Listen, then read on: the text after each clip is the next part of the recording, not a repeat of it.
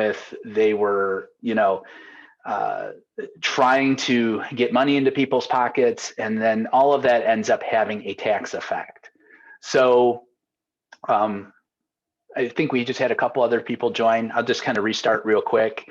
Welcome everyone to Tips for Tricky Tax Season. If you have any questions, please post them in the box, and you are on mute.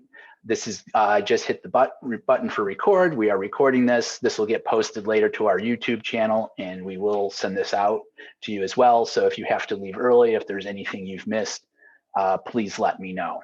Okay, so we're going to start back up real quick here. Tips for a tricky tax season. There was a lot of changes that came through in 2020 that affected and will affect your tax returns for the current year.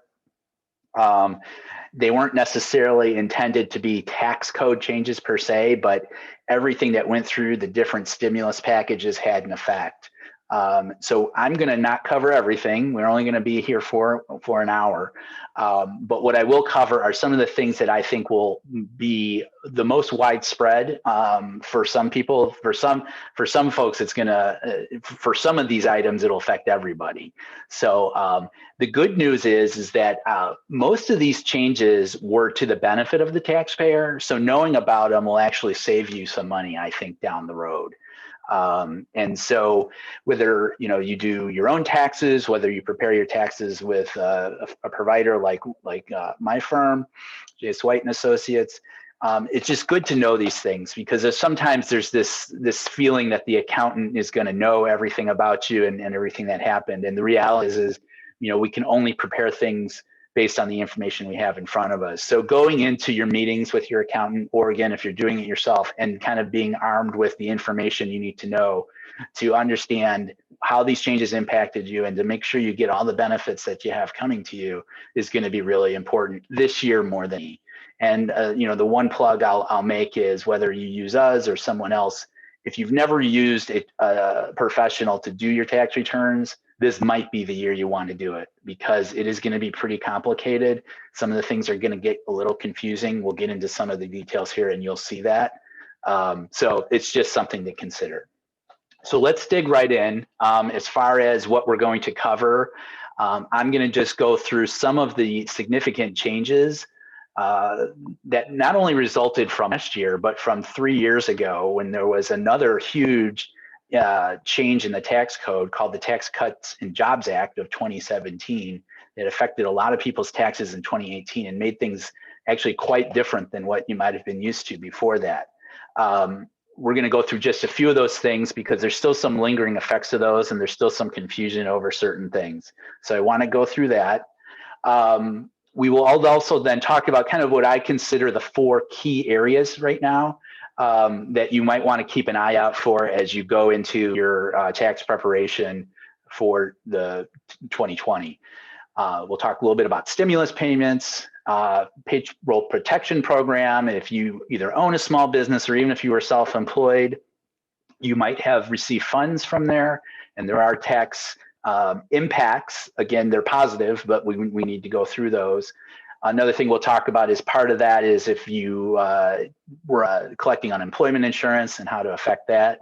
There were some changes to the rules around charitable contributions, again, to the benefit of the taxpayer. And then there was also some changes that came through about taking distributions from an individual retirement plan. You might say, well, I'm not retired, that's not applicable to me. It could be. If you turn early distribution, penalties were waived and some other things happened, and we'll go over that. And then, like I said, I'll have some time at the end to go over some questions we get quite often, and then any others that you have. All right, so let's dig in. The first thing we're going to talk about is the key deadlines and extensions. And last year, just like everything else with 2020, the whole tax season got turned upside down. I believe the state of Illinois shut down on March 15th or 13th or somewhere around there, which for a CPA working with either individuals or with corporate clients or anyone else filing a return, you're smack in the middle of it, and it became a little bit chaotic. The IRS then extended everything out until July 15th. But I'll be honest, it was just kind of a real mess, and it was really hard to keep track of. A lot of folks, you know, who were rightfully confused about when they had to file, when they had to pay.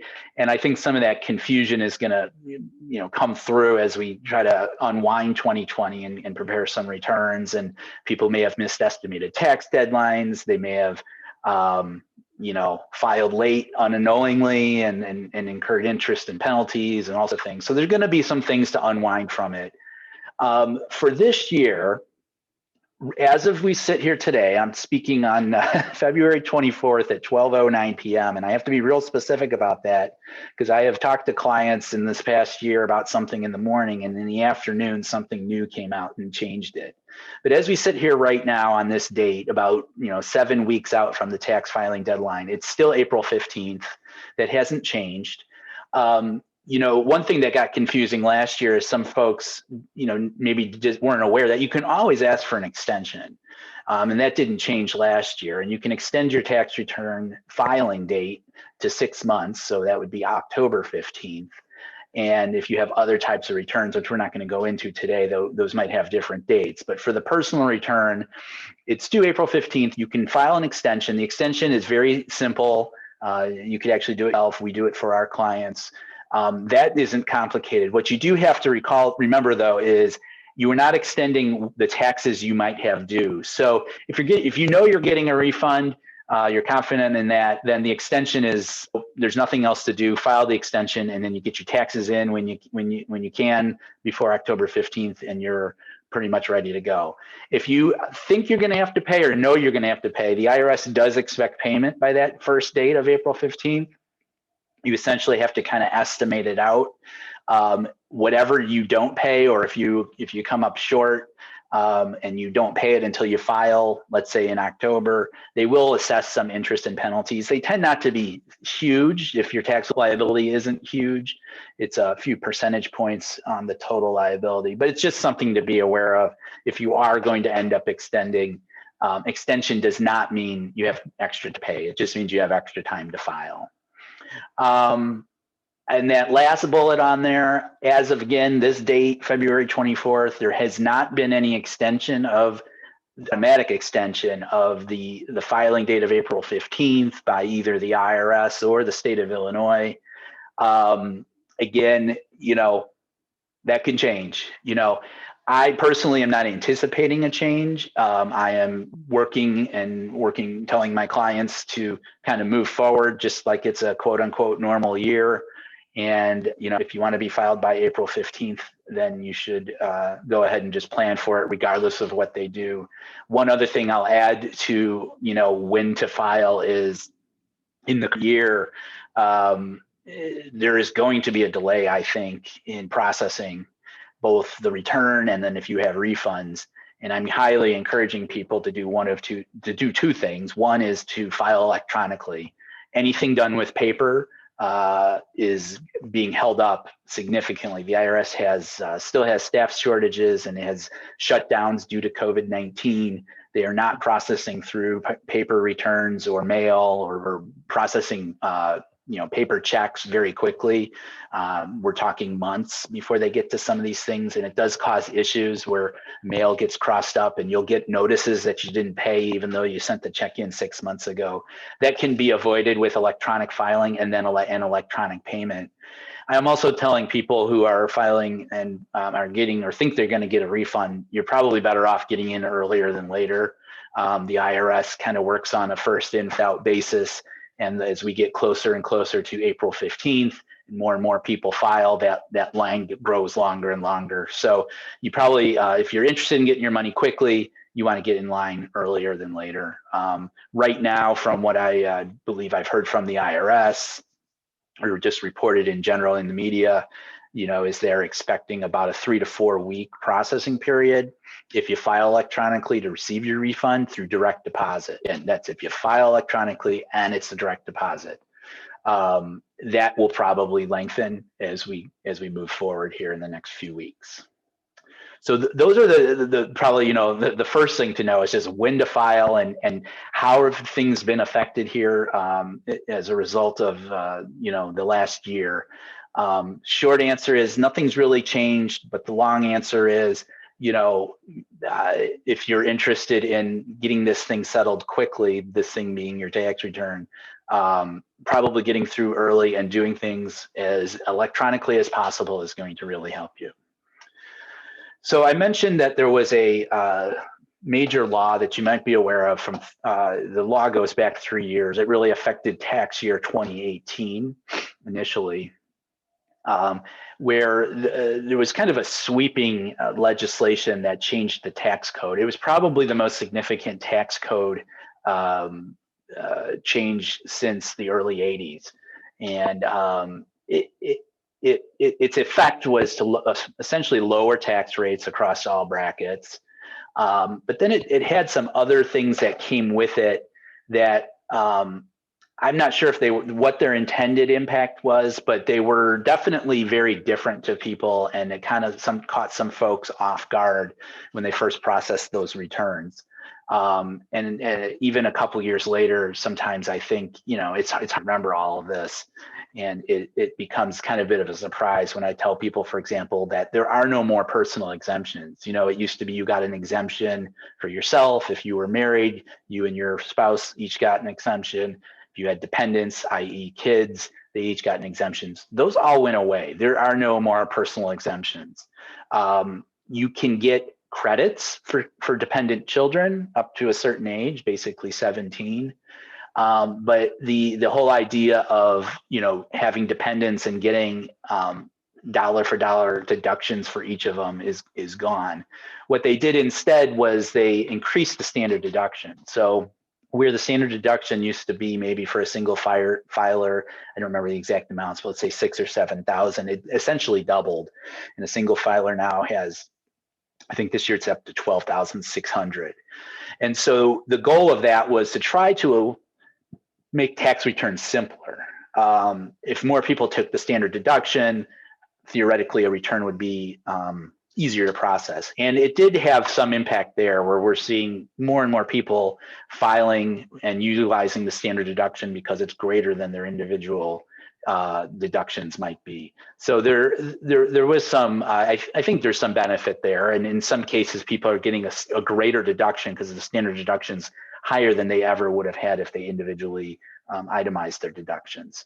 So, but something to still just keep in mind as you go through, even this year, if you're a joint filer, that standard deduction is doubled to almost $25,000, and so it's pretty large. And so we are seeing, I mean, just kind of anecdotally, maybe 80% of folks now file with a standard deduction. So I would say that was a significant change. Again, is it beneficial? It's kind of hard to say. I think for most people it was. In some cases, I would say largely where maybe people had a lot of dependents, they may have missed out a little bit, but the goal wasn't necessarily to penalize anyone. The goal was to make it simpler. And if that was the only goal, it was accomplished. For those who continued to itemize, there were some changes, and these are the two biggest changes were, one, the medical expense deduction was made a little easier to achieve. Medical expenses are only deductible once you hit a certain level. So if you make $100,000, it used to be 10%. You didn't get to deduct anything until you hit the first $1,000. That was lowered to 7.5%. Most people do not itemize, or excuse me, do not take the medical expense deduction even if they itemize, because you really have to have quite a few expenses. I kind of tell people, if you are taking that deduction, you had a really bad year, either your income was very low and or you had a lot of medical expenses. And so generally we won't see that, but that has had some impact on certain folks. The other thing, which we're going to talk about a little bit later, is you used to be able to take a deduction for unreimbursed employer expenses. So that might be, you put your money out for a meal or something, or supplies or something, and the employer doesn't reimburse you, you could take a tax deduction. That has been eliminated. And that's going to have some, I think, some impact on a lot of people who began working from home this year. And we'll talk about a little of that later. Probably the biggest controversy of this change in law was that the IRS reduced what they were withholding from paychecks. So if you're not familiar with how that works, there's something called the tax tables, the tax withholding tables, where the IRS mandates employers, this is what you have to withhold. And it basically went down. That's the simplest way to describe it. And I think that, again, the stated goal was to get more money into people's pockets as they earned it, and then have less that was sitting out there for refund. The problem with that is a lot of people like refunds. I mean, that's just the psychology of it. Even though their tax actually went down, if you look at that first sub bullet, lowering of income tax rates across all brackets, that was true. Most people, when I would do a year over year comparison that first year, they definitely saw lower tax liability. But in some cases, they went from a refund to paying because they had less withholdings. You know, the the refund, or whether you pay at the end, is really just settling up the final tab. It's not indicative of what you paid or if you had a good or bad year from a tax perspective. But it's very confusing, and I understand that. And for people who are counting maybe on a refund for other things, it was a problem. I think folks have generally adjusted to that. And, you know, I kind of, from a personal standpoint, and when asked, you know, I'm always kind of looking to not necessarily get a huge refund anyway. I don't really want a lot of my money tied up interest free over at the IRS. I also don't want a big tax liability either. I tell people when I'm doing my own taxes, I'm trying to shoot to get it within $1,000 either way, and I'm okay with that. So, with the changes in 2017, a lot of people did come into that range, which is, again, was the stated goal. But if you were used to a larger refund and didn't realize that, you know, during the year, your paycheck, even though it's a little bit bigger, it might not have been a lot, but you were getting that refund in dribs and drabs throughout the year. And that's why you didn't get it at the end. The last thing there that was important for those of us who are self-employed or maybe run a small business, and it passes through our income tax, our personal income tax return. A 20% deduction of that income is right off the top you get. This is all contingent on certain income limits, but I'm going to assume we're all here talking that we would be within those income limits. So, you know, when you're doing a tax return for someone who's self-employed, there's something called the Schedule C.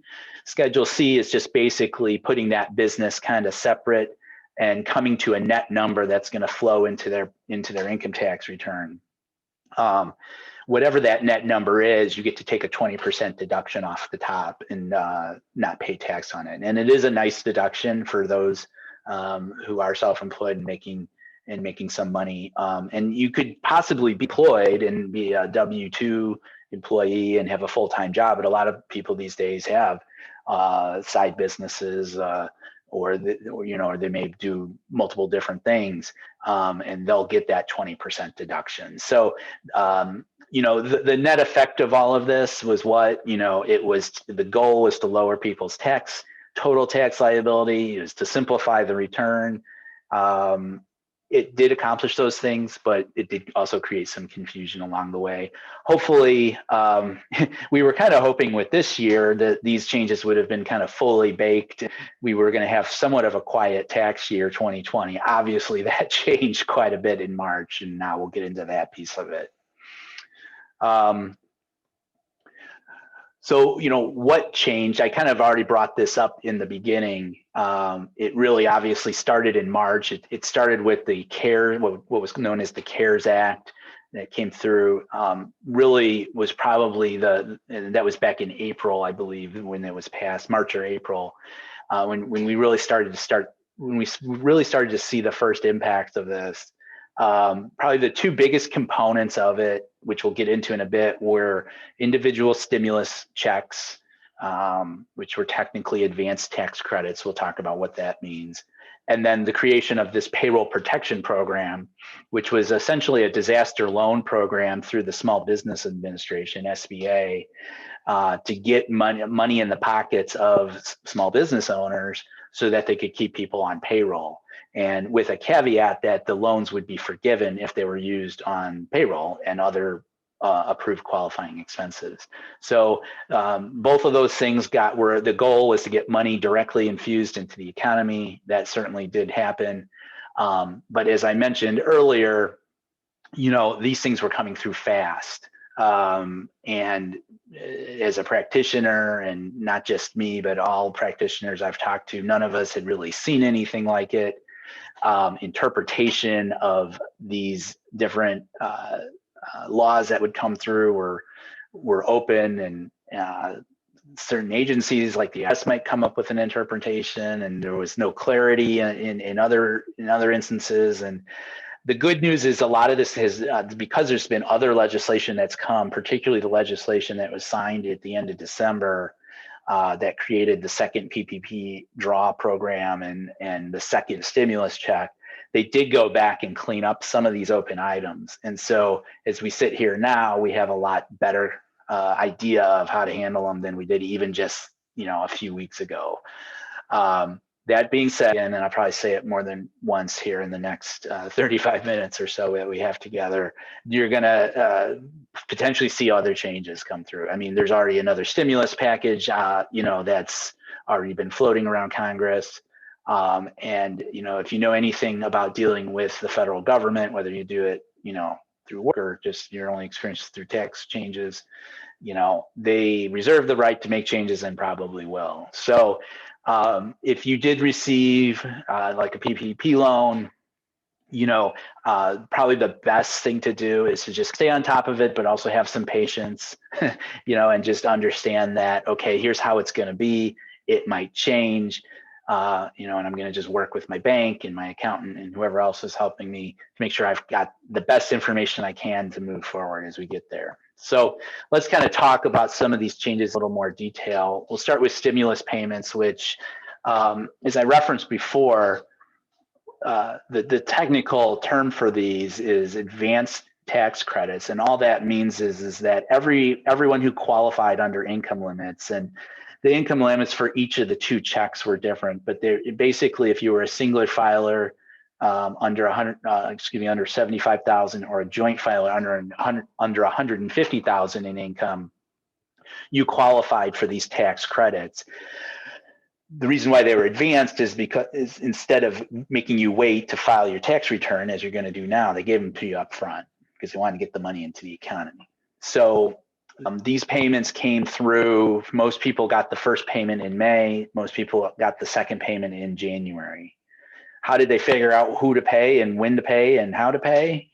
They based it off information they had on file. When I say they, the IRS.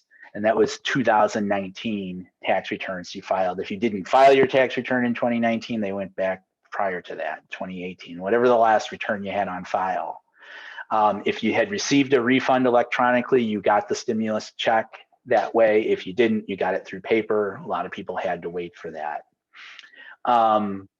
The amounts, I forget the exact amounts, you know, off the top of my head, but let's just say you were a singular filer and you got 1,200 in the first round, you got 600 in the second round. If you got the full amounts, that's yours to keep. If your income went over the amounts, you do not have to give it back. One thing that's important, though, to know is if your income decreased and you didn't get a payment, or maybe you only got a partial payment, because they did a phased approach to this. Okay, so there was a certain limit where the no one got, you know, you didn't get anything over a certain income limit. But if you were in between certain amounts, you might have got a partial check. I had some people call me in January saying, I didn't get $600, I got $485. Why is that? It's because you were using a graduated scale, and they took certain amounts off of the actual check until they came up with the amount that you should have received. Obviously, that was, again, based on 2019 income, and things are going to be different in 2020 for a lot of people. You know, people lost jobs. There was all sorts of things that impacted their income. So it's important to let your accountant know, or if you're doing your tax yourself, to be aware of what did I get stimulus, and let them know those amounts for each check. Because if they were less than the maximum and your income dropped below the limits, they will be able to help you go and get the difference, whether it's the full 600 or 1,200, or whether it's something in between.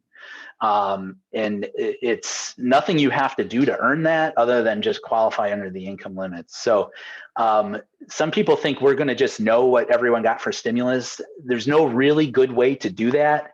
There's some ways you can potentially go out on the IRS site and track it. But honestly, it's going to take way more time than if you can just let your tax person know, this is what I got in May, this is what I got in January. I know we're putting it on our tax organizer. I think I'd be surprised if not every CPA is not putting that on their organizer to ask that question. What did you get in stimulus? Be sure to answer that, because not answering that, or or not bothering to check or whatever, you could be money on the table. And again, I'll just emphasize that last point on there.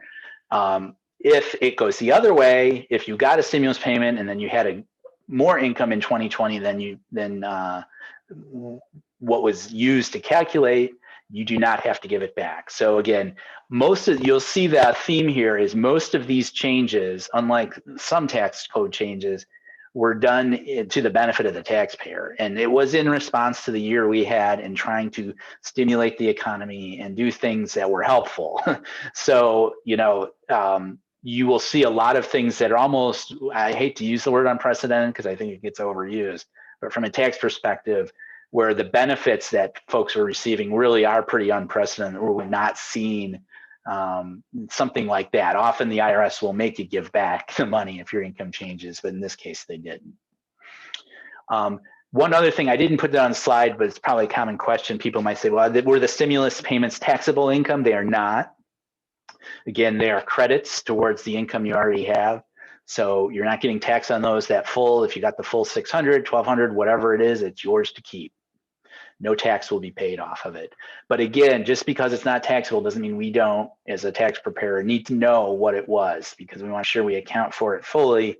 And if there was more that you should have received, we go out and get that for you. The payroll protection program, honestly, this has been a topic that we could have easily taken the whole hour on. We may do a separate webinar on it down the road. I'm not going to go into all the details with it. I will just say this, again, this is like the stimulus payments. If you received a payroll protection program loan, whether it be through your small business, whether you received it as a self-employed individual, a contractor, it was open to quite a wider array of people than normally would be available for a disaster recovery loan. That is something you're going to want to discuss with your accountant. If you did receive a PPP loan and you're doing your own taxes, and you're not maybe fully versed in how it all worked, that's definitely probably time to pick up the phone and call someone who has spent a lot of time on this, because I can tell you I spend a lot of time with have spent a lot of time talking with other CPAs about this, and we have spent really almost the last 9 months going back and forth on all the different provisions of this and how to account for it and how to cover it come tax time. So it's probably one of those you're not going to really want to hand yourself unless you really know what you're doing, because it can get a little tricky. Let me just go through the basics of it. As I mentioned earlier, these were low interest loans. They start off as loans. They can be forgiven. We'll talk about that in a bit. They are a low percent rate. They're actually, I have had some clients who are getting the loans and they're worried they're not going to be forgiven. But I said, they're still great loans. They're 1% loans that are payable over 5 years. The first payment was deferred for a year. So from a small business owner, before March 13th or whenever things, shut down, if someone came to me with a 5-year loan or a certain amount of money at 1%, I would have grabbed it in an instant. So they are start out as loans. Again, as I mentioned, lots of different folks qualified for these loans, not just corporations, but self-employed people. You get the loans through a bank. You don't apply for them directly with the SBA. The banks give you the loan, and then the banks get the SBA backs the loans up and gives the banks their money back. So most people are going to the bank where they already have a relationship that seemed to make things go the quickest. It was rocky the first month in the first draw. A lot of people got shut out. The funding ran out. It has improved significantly since then. And so if you did not go for a loan the first time and you qualify, or you qualify for a second draw, there is a second draw available. There's quite a few funds there, and I know banks are eagerly processing them. and they're processing them quickly. So if you have not looked into it, or if you were discouraged by the first round, you will want to consider maybe taking another look at that. I would start by calling your bank or your banker, and just understanding the process. The process is much more quick and streamlined than you would think. A lot of the banks put together very good online applications to get these loans, and they can be really helpful to businesses who, and you might say, well, do I need it? I don't think I need it. I want to take it. Well, you don't really know what's coming up, and any small business, access to capital is rare, and this is one of those opportunities you might have. So I highly recommend it if you have not looked into it, to go ahead and take a look at the possibilities of receiving one of these. As I mentioned before, there are ways to get this forgiven. So it's basically, I borrow $50,000 and I spend it all. Mostly it's on payroll related costs. You can spend up to 40% on other qualifying costs, like rent, office, like of your office space, or if you have a restaurant and you rent your space out, and certain things like that. You get the whole amount forgiven. The loan literally just gets wiped off the books. You don't pay any interest. And then the forgiven amounts are not taxable income. And furthermore, and this is one of these unprecedented benefits that taxpayers are receiving this year, is not only do you not have to report it as taxable income, but the money you use it on, you can still deduct from your other business income. So it's basically the term we use for that is double dipping. It's almost never allowed. Up until the end of December, the IRS was saying that it's not going to be allowed. And then when Congress put through the last stimulus bill at the end of December, they said, no, we want it to be allowed. We want people to double dip. We want them to get double benefit. So that's probably, from a tax return perspective, the most important thing to remember is you or your tax preparer is putting this, considering these funds for 2020. You still get to deduct those full amounts that you spent that money on, but you will not be putting that income on the tax return. It's not taxable. So a huge benefit on top of getting access to capital fairly cheaply and fairly easily, and then getting it forgiven. You also get a tax benefit out of it. So again, any small business owner out there who hasn't taken advantage of this, I'd be very safe in saying it's a once in a lifetime opportunity. Unfortunately, I don't know if it's really looked at as an opportunity for a lot of folks, because obviously a lot of people have suffered and businesses have suffered, and so it's more of a lifeline. But for anyone who is qualifying, it could be a huge benefit to keeping your business going, and more importantly, keeping people on the payroll, which was the whole intent of it, and it probably saved many, many, many jobs. So that's what probably from this perspective we need to know about payroll protection. Again, we could talk really forever on it. My best advice is, again, if you receive the loan, talk to your accountant about it as they prepare call the Schedule C. They'll take into account what they need to. And then the other piece of it too is there is an application you have to submit for forgiveness. Again, you're going to work with your bank on that. Now, can help you with it. You might have to either gather information for it or submit, help you prepare the return that goes with it. But the banks are controlling the gathering that information and may even be filling the forms out themselves. A lot of them are using electronic portals to collect this information and get the forms filled out. So it's really important as you go for the forgiveness piece of this, again, to work directly with your bank and your banker, to understand what their process is, so you can get through it quickly without too much hassle, and get everything they need, and then you'll be able to basically move on from there. The bank gets their money from the SBA, you got your money, it's forgiven, and you're done. So just got to follow some simple rules. Let's move on and talk about some of the other changes that came through 2020. They're going to impact returns. These are kind of more of a potpourri of things that they threw into some of these different laws. Some of them actually, when we get to the bottom ones, were even pre-COVID and pre some of the laws that came through the CARES Acts. But the first one is there was new legislation that allows for charitable deductions, even if you take the standard deduction. to be claimed in addition to the standard deduction. So the way taxes work basically is you get two choices, as we've talked about before. You either get the standard deduction or you can itemize deductions. Itemized deductions are primarily things like mortgage interest, property taxes. We talked about medical expenses. And then another key component of that is contributions. So until this year, people who took the standard deduction did not get anything additional for charitable contributions. You had to itemize to get those. Well, now you can get up to $300 additional deduction. We call this an above the line deduction. Dollar for dollar against your income will get deducted out for any charitable contribution. The only caveat is it has to be cash. No donations, nothing in what we call in kind, no property, no stock, bringing things to Goodwill. It's got to be a cash contribution. And it has to be made to a qualified charity. What is that? You'll hear the term 501c3. Those are the charities that receive maximum deductions. Most people will say, well, I donate to my church. Yes, that qualifies, things like that. Charitable organizations.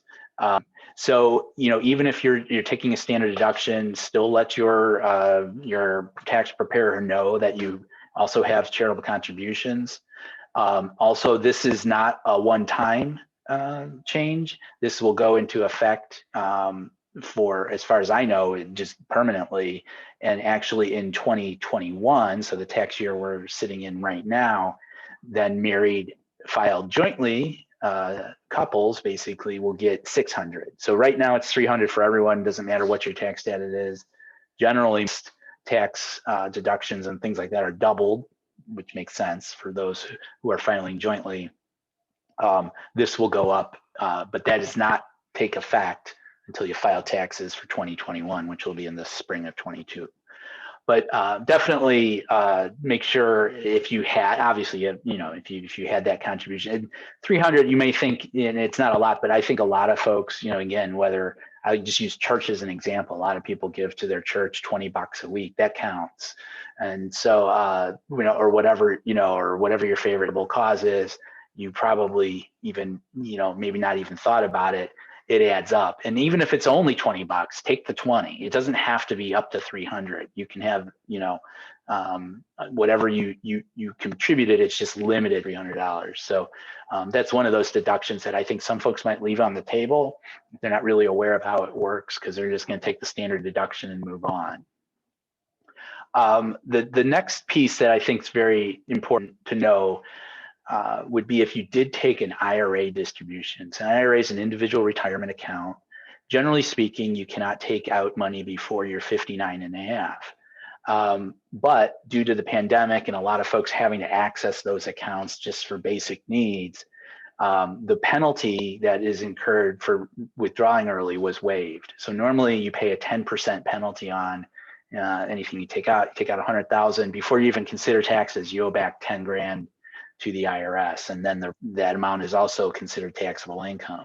Well, that 10% penalty was waived, and furthermore, you actually have 3 years to either pay back the amount, and you will not incur taxes. So it essentially works as a loan to yourself, a free loan. And normally you can't do that out of an IRA, but you were able to do that. The catch here is you had to do it before December 31st.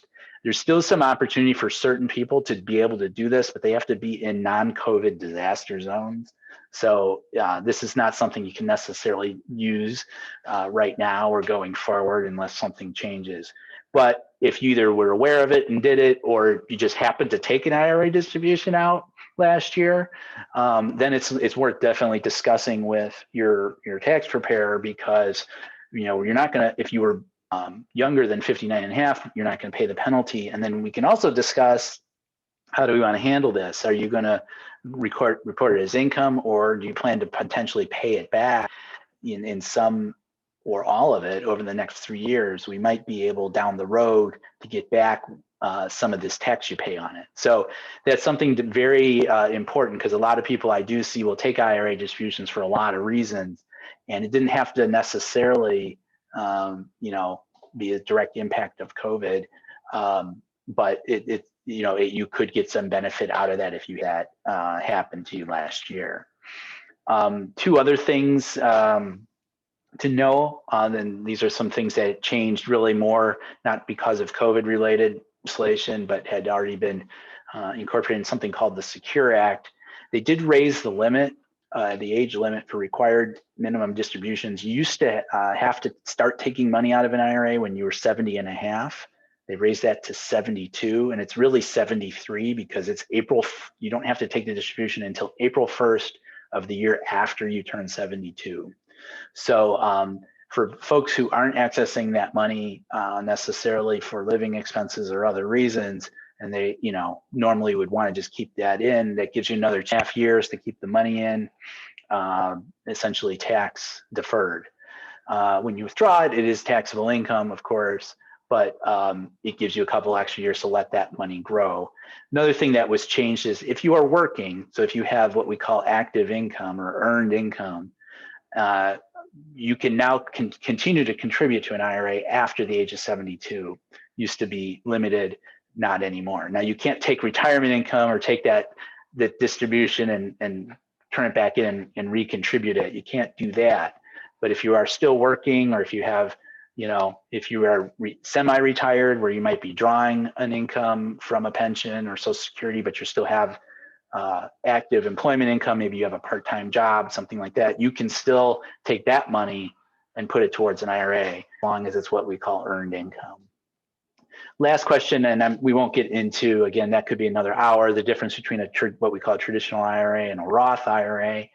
Roth IRAs are essentially contributions into a retirement plan after tax. So you've already paid the tax on it, you put it in a Roth IRA.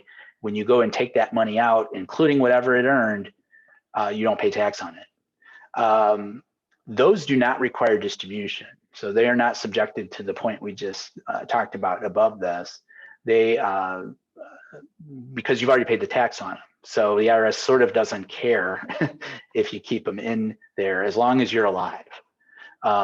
Once the IRA passes upon death to a beneficiary, then the rules start to change, and I won't go into all that. But it's just to be aware. A lot of folks, as they get older, they start to manage through their different retirements, and some of them start moving money, or if they take distributions out of a traditional IRA, they might put them into a Roth IRA and things like that. And so something to just kind of discuss both with your accountant, and then if you have a financial planner, they're very well versed in how that would work and doing things like what we call Roth IRA conversions. And the goal is, sometimes people say, I don't need to do tax planning, or I don't need to do estate planning, I don't have that much. You don't have to have a lot of money to get some benefit. My view on it is, why leave money on the table, or more importantly, why take that money off the table and give it to the IRS when you can either use it or your heirs could use it. So that's just something to consider. It's there's no right answer. Sometimes people say, what's better, a Roth or a traditional? You can't answer that, because they both have benefits, and they're both gonna depend on individual situations as to what makes the most sense. And in some cases, you might need both, or you would use both to maximize your benefits. So anyway, that's a little off the topic, but bringing it back to the changes in 2020, the key things to remember: if either you took an IRA distribution, you're not going to have that penalty. Again, for people who are under 59 and a half. And then if you turned 72, you'll have to start taking distributions.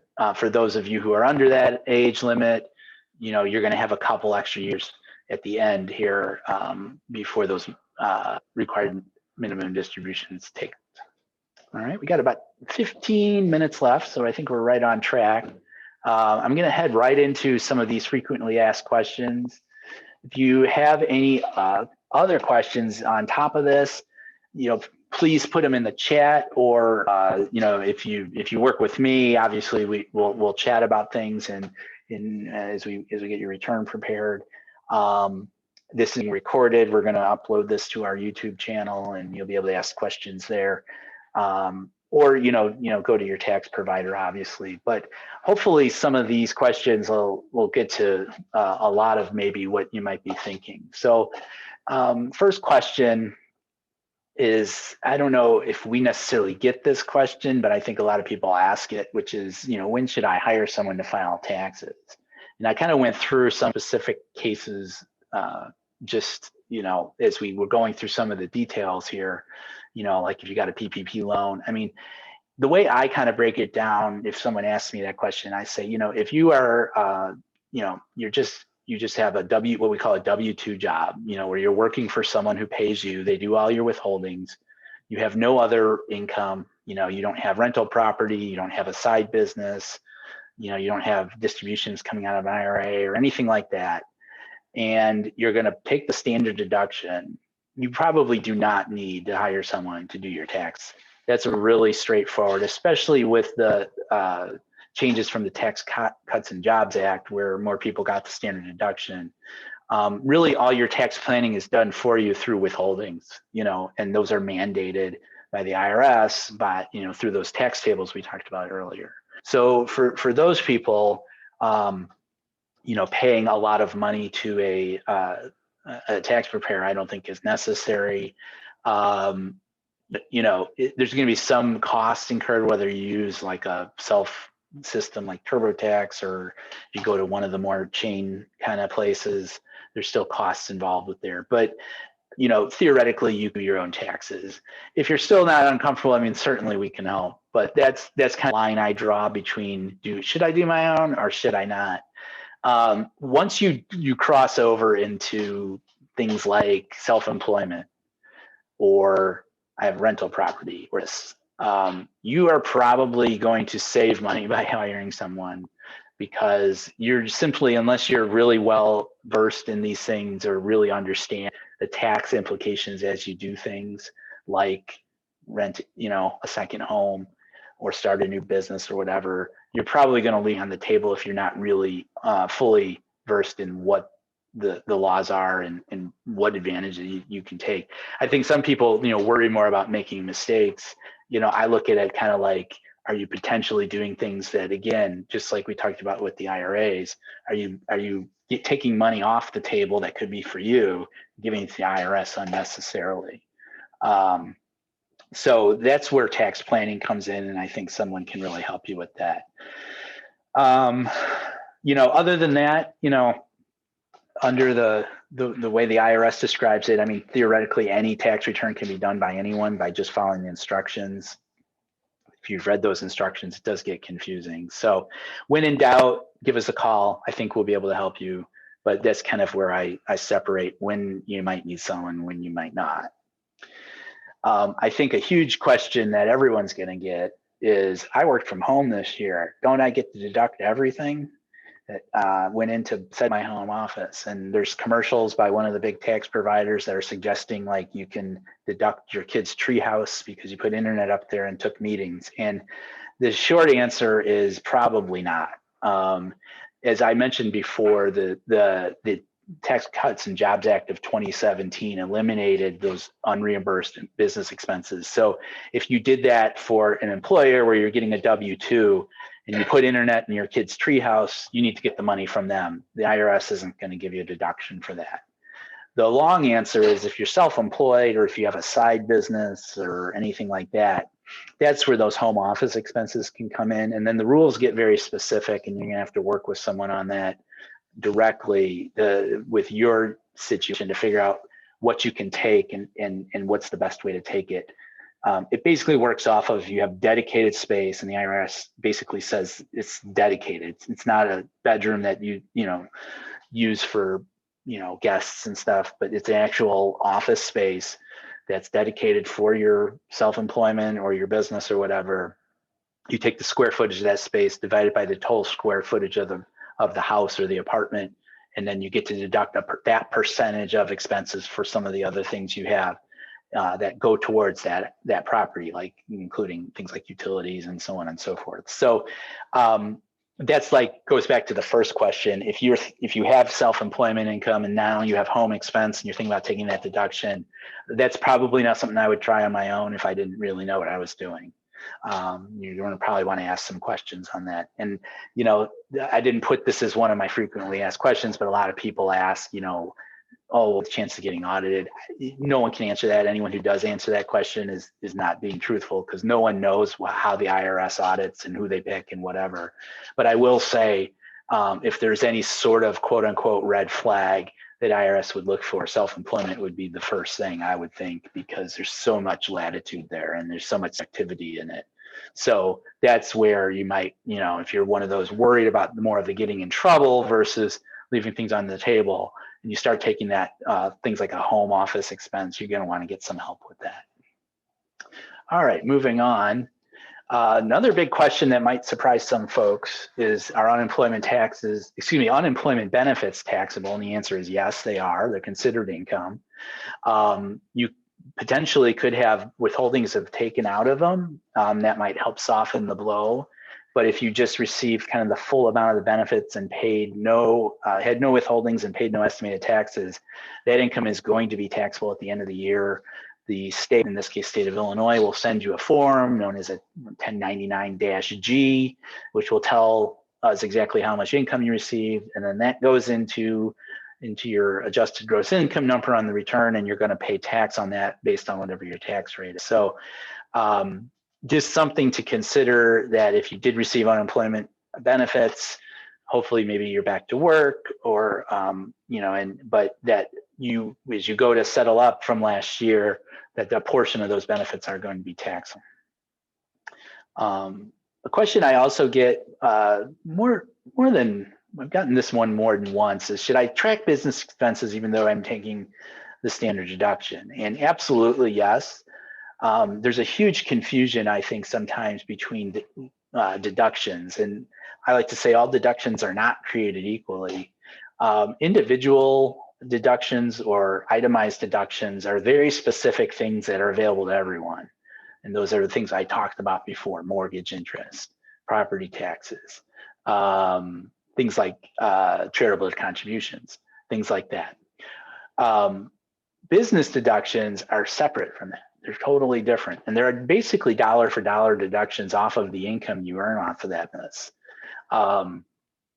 And those get factored in before you even get to the point of saying, am I going to take itemized deductions or am I going to take standard deductions? So, a shorter answer to this question is, if you have a side business, if you have a small business that you run, no matter how you've incorporated that, you are going to want to treat that as a separate entity. You're going to want to track all the revenue that comes in, all the money that comes in separate, and you want to keep track of all those expenses separately.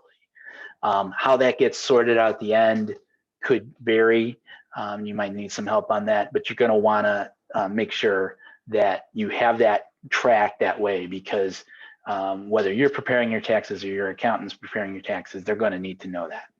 Okay. Again, business deductions and what qualifies, that could be a whole hour on its own. We'll probably do something on that a little further down the road, possibly even in the fall, because a lot of that, I think, can be done. There's some planning you can do at that point in the year as you start to set up for the year after. That's really when you want to start thinking about things like, should I be an S Corp, things like that. So we'll probably do something in the fall for our small business owners and our self-employed folks to start planning ahead for what will end at that point be tax year 2022. Are inherited assets taxable? No, they are not. Just like any answer when you're talking about tax code, no, but if you do receive an IRA in an inheritance from a non-spouse, then there are rules about when you have to take that money out, and then when you do take that out, it will be taxable. But grandma left me $10,000, do I have to report it? No. That's probably the question I think I get more often than the IRA question. Just a couple more here and we're going to wrap up. When will I get my refund? I talked about this. I have no clue. Hopefully, if you file early and you file electronically, we'll see it in a couple weeks, and that's the best answer I can give. We also talked about in the beginning about whether or not you pay your taxes on time. Remember that deadline is April 15th. Also, if you have income, like self-employment income, retirement income, or other types of income that is not subjected to withholdings, you have to pay along the way throughout the year. Something called estimated tax payments. They happen in 4 separate payments throughout the year. If those are not made, even if you pay on time in April, the IRS will charge you some interest for holding their money along the way. So one of probably the biggest things I do from a tax planning perspective is just working with my folks to understand, okay, what's your tax liability and where's that going to come from?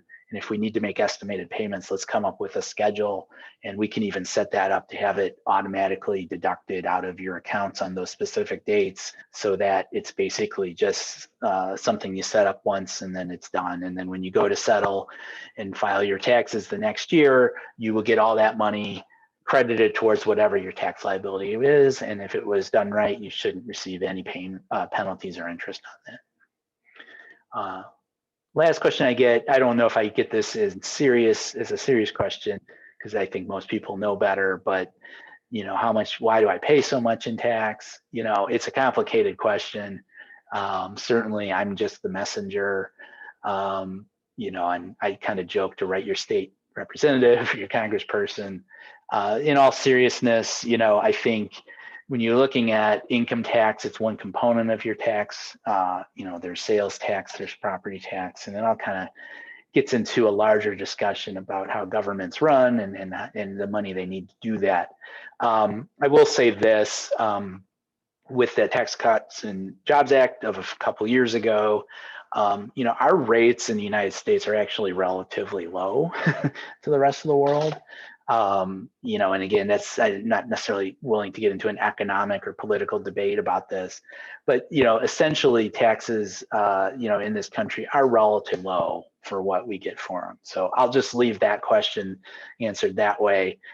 If you disagree or feel like, you know, our taxes are too high, again, I'll point you back to your elected officials. That's all I had. I think I got done right on an hour. So I thank everyone who joined us.